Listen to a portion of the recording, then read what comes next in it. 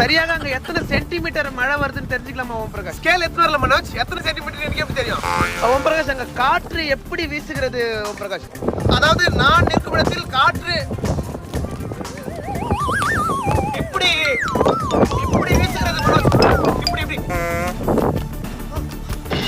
அப்படி வீசுகிறது மனோஜ்.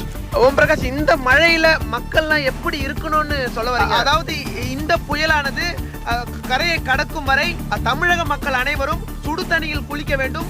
அரை மணி நேரத்துக்கு ஒரு முறை சூப்புகளை போட்டு குடிக்க வேண்டும். முக்கியமாக பெற்றோர்கள் தங்களுடைய பிள்ளைகளுக்கு சரியாக மாலை 4 மணி அளவில் சுட சுட போண்டா பஜ்ஜிகளை வீட்டில் சுட்டு தர வேண்டும் வித் கார சட்னியோட.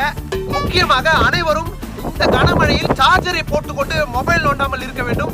இல்லை என்றால் உங்களை புதைப்பதற்காக 6 அடி பள்ளம் நோண்ட வேண்டிய கட்டாயம் ஏற்படும். ஒரு சிறிய இடைவேளைக்கு பிறகு உங்களை நான் சந்திக்கிறேன். ஏன்னா ஹாஸ்பிட்டலுக்கு போயிட்டு வரணும். தொடர்ந்து இணைந்தீர்கள் உங்கள் ஓலிமர் செய்திகள்.